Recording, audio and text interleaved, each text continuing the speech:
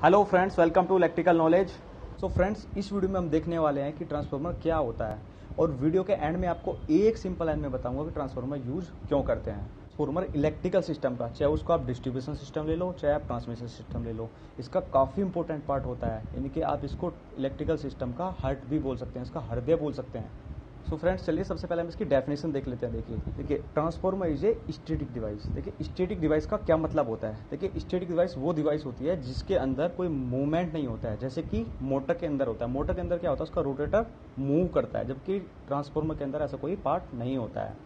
Next देखिए, transformer is a static device which transfer electricity from one circuit to another circuit. देखिए इस बात का क्या मतलब है, इसका मतलब ये हुआ कि इलेक्ट्रिकल सप्लाई को, इलेक्ट्रिकल एनर्जी को एक सर्किट से दूसरे सर्किट में ट्रांसफर करता है। अब देखिए इस बात का क्या मतलब हुआ, एक सर्किट से दूसरे सर्किट। देखिए ट्रांसफार्मर में दो वाइंडिंग होती है, एक प्राइमरी वाइंडिंग होती है और दूसरा सेकेंडरी वाइंडिंग होती है। मान लो ये प्राइमरी वाइंडिंग है, सेकेंडरी वाइंडिंग है, वो दोनों आपस में इलेक्ट्रिकली कनेक्टेड नहीं होती। इलेक्ट्रिकल कनेक्टेड का मतलब दोनों के वायर आपस में कनेक्ट नहीं होते, दोनों अलग अलग होती हैं।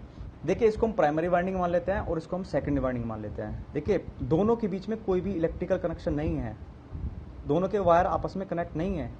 प्राइमरी वाइंडिंग को हम इनपुट देते हैं और सेकेंडरी वाइंडिंग से हम आउटपुट लेते हैं। देखिए प्राइमरी वाइंडिंग को हमने इनपुट दिया और सेकेंडरी वाइंडिंग से हमने आउटपुट लिया, तो यही तो ट्रांसफार्मर कमाल है। इसी को तो हम बोलते हैं कि पावर यानी कि एनर्जी को एक सर्किट से दूसरे सर्किट में ट्रांसफर करता है। ठीक है, without any change in frequency. देखिए ये लाइन काफ़ी इंपॉर्टेंट है कि इसमें जो होता है फ्रीक्वेंसी चेंज नहीं होती। जो आपने प्राइमरी वाइंडिंग को फ्रीक्वेंसी दी है वही आपको सेकंड में मिलेगी। देखिए आपको पता होगा कि इंडिया में होता है फ्रीक्वेंसी होती है वो 50 हर्ट्स होती है, यानी कि हिंदी में बोलते हैं इसको आवर्ती। ठीक है, but change in voltage as well current. देखिए वोल्टेज में चेंज होता है और उसके साथ साथ जब वोल्टेज चेंज होगी तो करंट भी चेंज होगा। लेकिन कुछ लोग से मैं पूछता हूँ तो कुछ लोग बताते हैं कि सर वो पावर को चेंज करता है। पावर को कभी चेंज नहीं करता, हालांकि कुछ लॉसेज जरूर होते हैं लेकिन उसमें कोई पावर में कोई चेंज नहीं होता अगर लॉसेज को हम इग्नोर कर दें तो फ्रेंड्स अब आते हैं मेन पॉइंट पे। देखिए अगर आपसे कोई भी पूछे कि ट्रांसफार्मर क्यों यूज करते हैं, ट्रांसफार्मर क्या काम करता है, तो आपका सिंपल सा क्वेश्चन होना चाहिए, ट्रांसफार्मर हम वोल्टेज को अप या डाउन करने के लिए यूज करते हैं। मतलब या तो वोल्टेज को ज्यादा करने के लिए या वोल्टेज को कम करने के लिए। अब देखिए वोल्टेज ज्यादा कहाँ करते हैं, वोल्टेज ज्यादा वहां करते हैं जहां पावर जनरेट होती है। वहां पे 11 केवी मोस्टली या 33 केवी पे जनरेट होते हैं, उसके बाद हम उसको अप करते हैं 66 केवी या 1,32,000 वोल्टेज पे उसको वहाँ पे अप करके ट्रांसमिट करते हैं। वहाँ पे हम स्टेप अप ट्रांसफार्मर यूज करते हैं।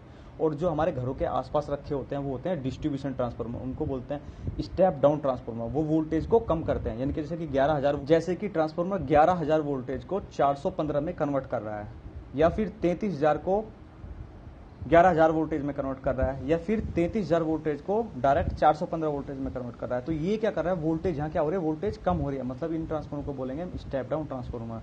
सो ट्रांसफार्मर हम वोल्टेज कम या फिर वोल्टेज ज्यादा करने के लिए यूज करते हैं। फ्रेंड्स अगर आप ट्रांसफार्मर के बारे में और ज्यादा जानना चाहते हैं, लाइक आपको ट्रांसरेशो टेस्ट देखना है कैसे होता है, या आपको बीडीवी टेस्ट देखना है, ओल्ड टेस्ट देखना है, या फिर आपको सिलिका जेल चेंज कैसे करते हैं, सिलिका जेल होती क्या है देखना है, तो आप मेरी प्लेलिस्ट में जाकर देख सकते हैं। मैं उसको आपको लिंक भी आपको डिस्क्रिप्शन दे दूंगा। तो फ्रेंड्स अगर आपको वीडियो अच्छा लगा है तो वीडियो को लाइक कीजिए, शेयर कीजिए, सब्सक्राइब कीजिए। Thank you.